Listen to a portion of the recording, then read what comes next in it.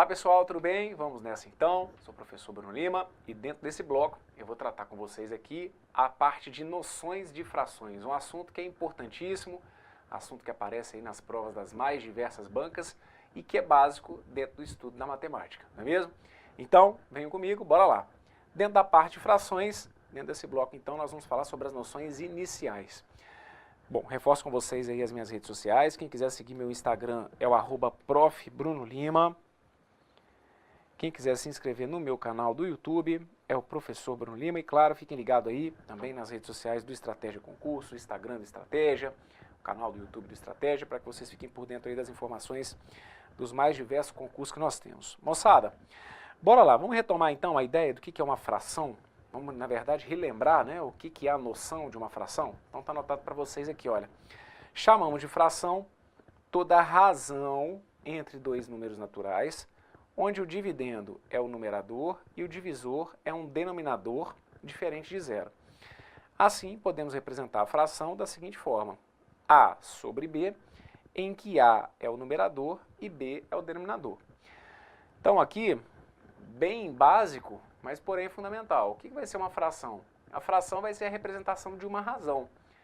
Na prática, o que vai ser a razão? Você colocar um valor sobre o outro, certo? A notação da fração é feita com esse símbolo que aqui está, ok? E com um detalhe que aparece aqui e que não pode passar desapercebido para vocês, que é o fato de que o número que fica embaixo, que é o nosso divisor, que na fração recebe o nome de denominador, ele obrigatoriamente tem que ser um número o quê? Tem que ser um número diferente de zero. Você nunca vai ver dentro de um exercício de matemática ou de raciocínio lógico matemático uma expressão do tipo 10 sobre 0, 20 sobre 0, 30 sobre 0. Por quê? Simplesmente porque esse resultado é impossível. Não faz sentido você tentar pegar alguma coisa e dividir por zero, ok? Então, sempre que eu coloco um número sobre o outro, na prática, o de cima é o numerador, o de baixo é o denominador e esse denominador obrigatoriamente tem que ser diferente de zero, perfeito? Então, coloquei aqui para vocês um exemplo básico, mas para a gente começar a pegar o jeito. Como que a gente faz mesmo a leitura desse número aqui, hein? Isso aqui é um número, tá? Lembre-se, isso aqui é um número, só que é um número fracionário. Então, como que eu faço a leitura desse número? Isso aqui é o 2/3. Na fração 2/3, o 2 indica para mim o meu numerador e o 3 indica para mim o meu denominador. Então, reparem que o meu denominador, como era necessário, um número diferente de zero. O que na prática vai representar para a gente o numerador? O numerador vai indicar para mim o número de partes que foram consideradas, o número de partes que eu tomei do meu todo. Já o meu denominador vai indicar para mim o número de partes em que se dividiu o inteiro. Bom, como que seria a representação, vamos colocar visual, da fração 2/3? Quando a gente vai representar uma fração, a gente parte do princípio que eu tenho um inteiro, ok? Então, aqui nesse caso, imaginemos que esse que está aqui, olha, fosse o meu inteiro, certo?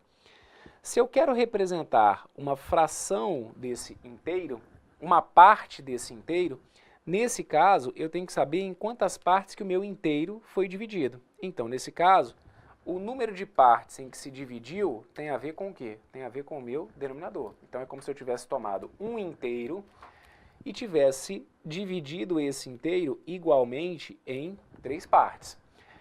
Esse 3, então, a gente nunca pode perder de ideia que ele vai sempre representar para mim o número de partes em que eu dividi o meu inteiro.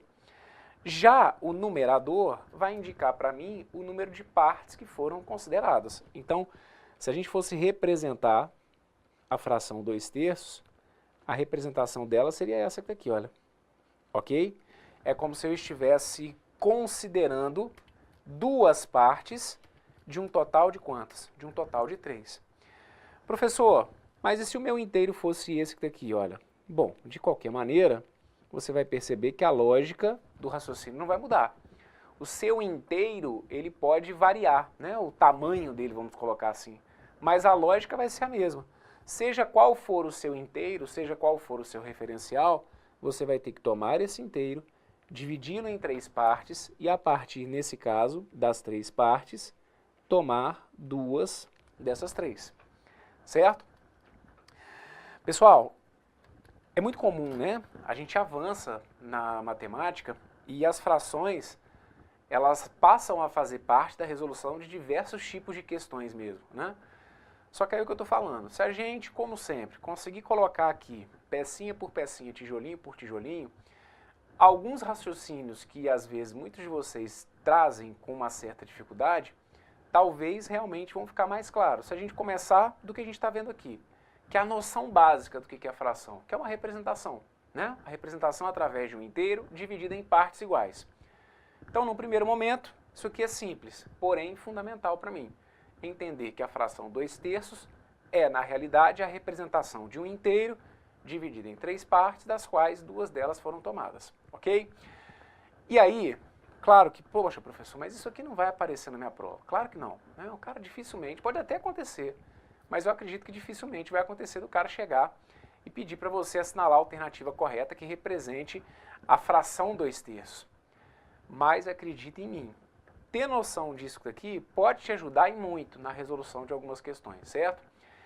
Eu sempre falo com vocês, né, daquela história do tipo, tá na dúvida, quer que desenhe? Tem hora que saber até desenhar uma fração pode te ajudar na resolução de um exercício, até que pareça ser mais complexo, tá bom? Então, muito bem. Tá aqui, começamos a falar um pouquinho sobre a fração. Um outro ponto que vai ser decisivo, acreditem em mim, é a questão das leituras de frações, né?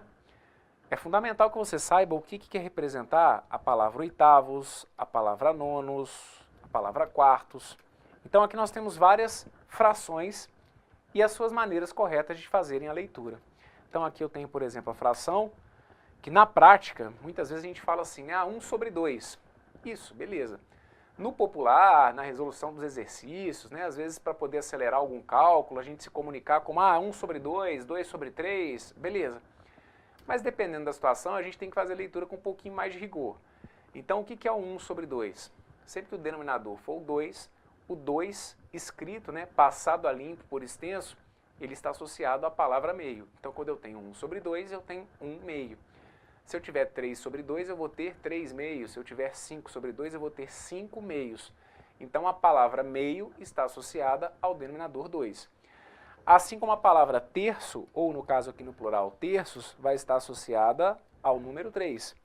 Se eu tenho o 2 no numerador e o 3 no denominador, o 3 no denominador é traduzido como terços. Então eu faço a leitura como se fossem 2/3. 3/4, 1/5, 1/6, 3/8, 5/9 e 3/10. Essas são as leituras das frações que aqui estão representadas para vocês. Então você vai perceber que o numerador, ou seja, o número que está em cima, a gente sempre faz a leitura dele de maneira normal. Então, por exemplo, se o meu numerador é o 3, a leitura é 3. Se o meu numerador é o 5, a leitura é 5. O que na fração você vai ter que saber lidar é com o que vem abaixo, né? Qual que é a tradução, então, do seu denominador. Então, saber que o 2 é meio, que o 3 são terços, que o 4 são quartos, que o 5 são quintos, 6 é os sextos, né? São os sextos, 8, oitavos, 9, o nonos. Aqui eu não coloquei o exemplo, né? Mas, claro, se eu colocasse aqui, por exemplo, ó, deixa eu só ver se no outro slide tem não. Mas se eu colocasse para vocês aqui, por exemplo, olha, 4/7. A leitura disso aqui acabaria sendo o quê? 4/7. Certo? Sempre que a gente tem o 7 no denominador, é como se eu fizesse a leitura daquilo ali como se fossem os sétimos, ok? E aqui coloquei outros, né? Porque a partir do momento que passa de 10, a gente passa a fazer a leitura terminando com a palavra avos. Então aqui eu passo a ter 11/11, 5, 12 no denominador, então eu passo a ter 5/12. Se eu tivesse 6/23, seriam 6/23. E assim a gente segue. Palavras que recebem, né, nomes particulares são aquelas associadas ao denominador 100. O 100 no seu denominador vai ser traduzido com a palavra centésimos. E o 1000 no denominador vai ser traduzido com a palavra milésimos. Ok? Então, acreditem, como sempre, teoricamente é tudo muito básico. Ah, professor, eu até me lembro disso lá dos meus tempos de escola. Ok. mas pode acreditar em mim. Tem hora que é isso que decide questão de prova, certo? Porque, ok, a maioria dos enunciados vai acabar trazendo as frações na sua representação, sim. Mas tem enunciados, né, que falam às vezes lá que 1/12 dos estudantes. E aí se você não conseguir ligar o nome à pessoa daquilo que está escrito, que 1/12 é o 1/12, acabou a questão, né? Então, é legal sempre você dar uma relembrada nessas associações que a gente faz, principalmente, né, dos algarismos dos números de 2 até 10. A partir daí, a leitura com a palavra avos ao final e, especificamente, centésimos e milésimos, centésimos para denominador 100 e milésimos para denominador 1000. Ok? Muito bem. Ficou entendido o que eu falei aqui? Então, maravilha. Nesse bloco, era basicamente isso que a gente tinha que trazer para vocês. Conforme eu coloquei no início, são as noções iniciais sobre o estudo das frações. Qualquer dúvida que tenha, você vai voltar, vai me acompanhar novamente. E se tiver tudo perfeito, eu me despeço por aqui então. Tudo de bom para vocês aí, um forte abraço, valeu!